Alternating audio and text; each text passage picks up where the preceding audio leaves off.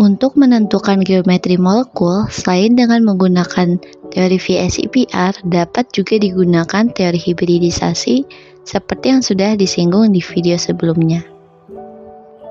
Hibridisasi adalah proses penggabungan orbital-orbital atom membentuk orbital baru yang disebut dengan orbital hibrida. Orbital hibrida merupakan orbital yang digunakan oleh elektron-elektron yang berikatan.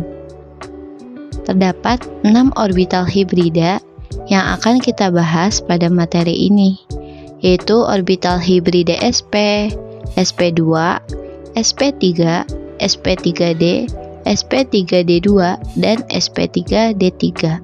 Sebelum itu, masih ingatkah kalian subkulit ada apa saja? Ya benar, ada subkulit S, P, D, dan subkulit F. Subkulit S terdiri dari 1 orbital, subkulit P terdiri dari 3 orbital, subkulit D terdiri dari 5 orbital, subkulit F terdiri dari 7 orbital. Nah, di mana masing-masing orbital itu terisi atas 2 elektron. Mari kita bahas masing-masing orbital hibridisasi. Pertama yaitu ada orbital hibridisasi sp. Jenis hibridisasi ini melibatkan pencampuran 1 orbital s dan 1 orbital p dengan karakter s dan p yang sama, yaitu 50%, menghasilkan orbital hibrida sp. Contohnya yaitu semua senyawa berilium dan semua senyawa dari ikatan rangkap 3 yang mengandung karbon seperti C2H2. Yang kedua ada orbital hibridisasi sp2.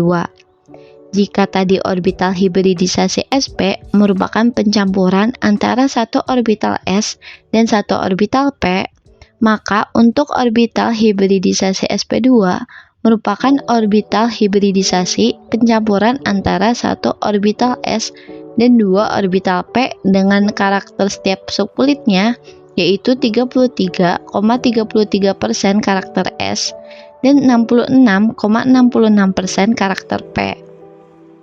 Campuran orbital s dan p terbentuk dalam simetri trigonal yang dipertahankan pada 120 derajat. Contohnya yaitu semua senyawa boron dan semua senyawa dari ikatan rangkap 2 yang mengandung karbon, seperti C2H4. Selanjutnya, orbital hibridisasi sp3.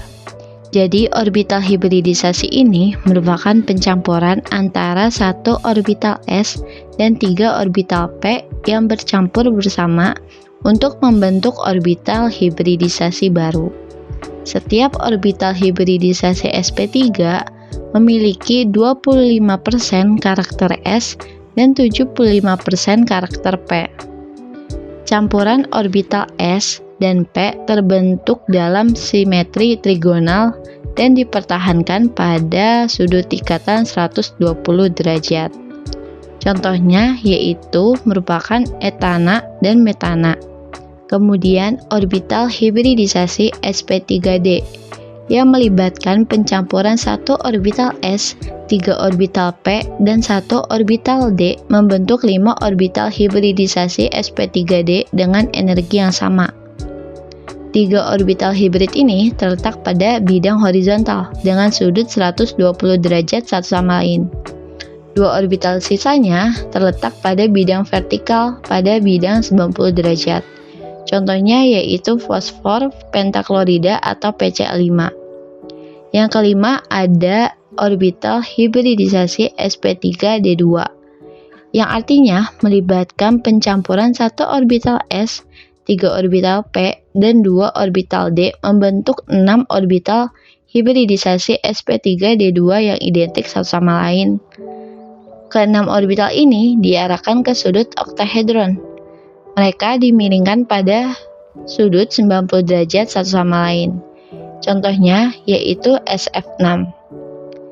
Dan yang terakhir ada orbital hibridisasi sp3d3 yang melibatkan pencampuran 1 orbital S, 3 orbital P, dan 3 orbital D membentuk 7 orbital hibridisasi sp3d3 yang identik.